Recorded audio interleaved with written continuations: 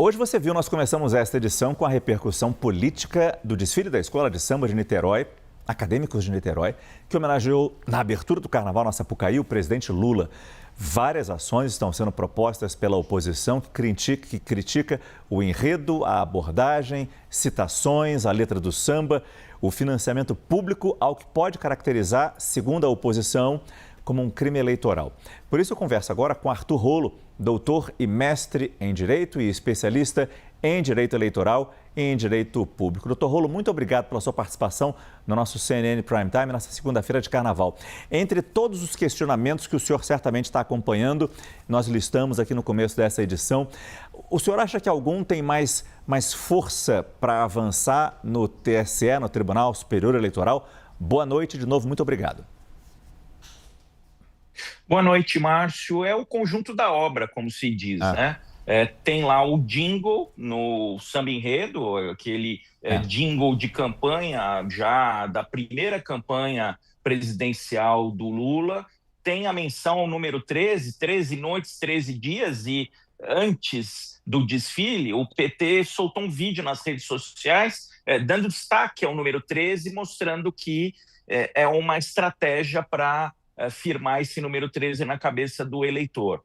Como você já disse na edição de hoje, essa comparação do governo Lula com o governo Bolsonaro, com o governo Temer, principalmente com o governo Bolsonaro, aquela ridicularização do Bolsonaro como um Bozo, com a tornozeleira eletrônica adulterada, sendo preso pelo Alexandre de Moraes, falar sem mitos falsos, sem anistia, que a anistia é uma das bandeiras aí do pré-candidato Flávio Bolsonaro, que já disse que se vier a ser eleito vai anistiar o Jair Bolsonaro, e aquelas ênfases nas propostas de campanha, aquela questão da soberania, que foi um pedido pessoal do Lula, isso houve esse reconhecimento, falar, não, o presidente Lula não interferiu no samba enredo, mas espera aí, falou da questão da soberania, o fim da jornada 6x1 e a taxação dos mais ricos. Tudo isso, esse conjunto da obra, na minha opinião, configura propaganda antecipada,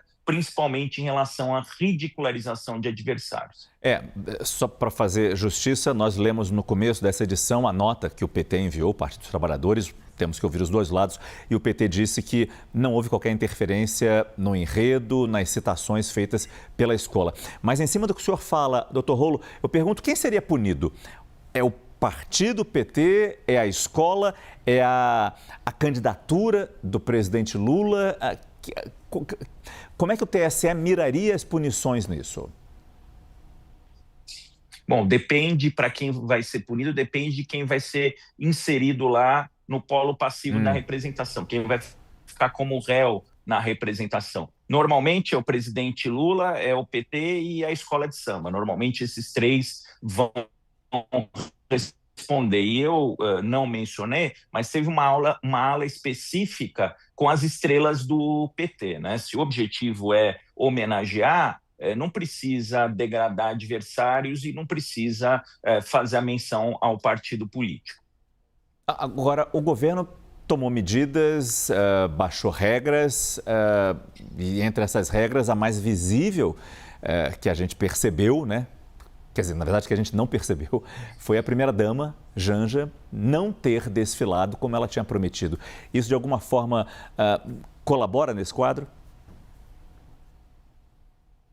Colabora sim, atenua bastante. O que estava se anunciando antes, Márcio, era muito pior. Estava se anunciando ali a presença não só da Janja, como do próprio presidente Lula e de ministros.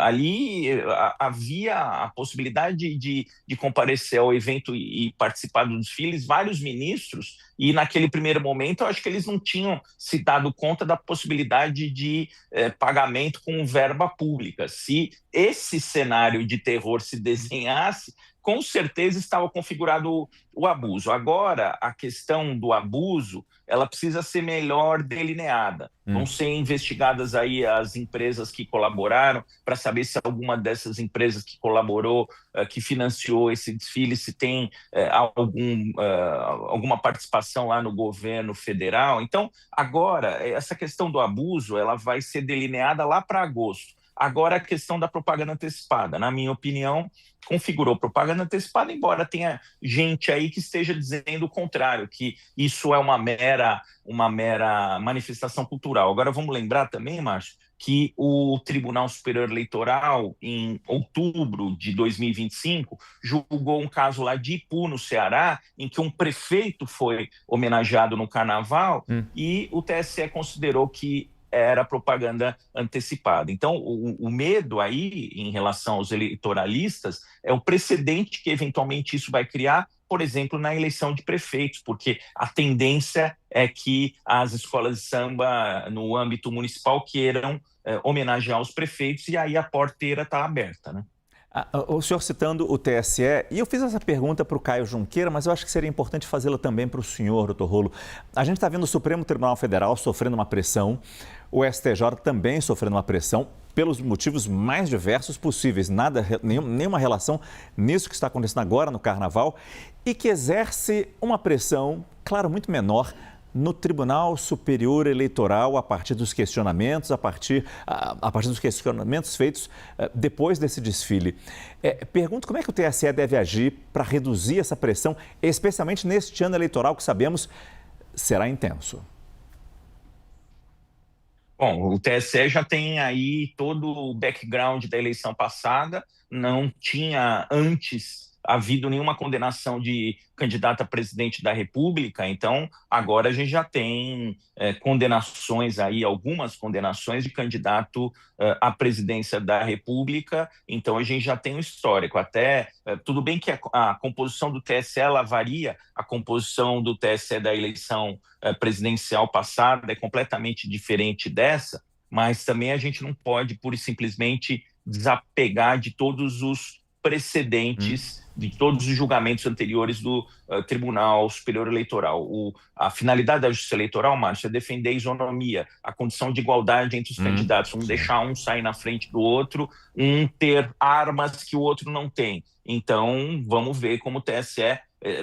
pode acontecer do TSE, Márcio, assim como não deu a liminar, que era, segundo o TSE, uma forma de censura prévia. Poderia impedir o desfile. O que pode acontecer é que o Tribunal Superior Eleitoral, ele pode chegar e falar, olha, para mim não tem propaganda antecipada. Se não tem propaganda antecipada, muito menos haverá abuso. Mas o Tribunal Superior Eleitoral, no julgamento de quinta-feira, deu a entender que estava preocupado com o cenário de uma campanha antecipada e de possíveis abusos.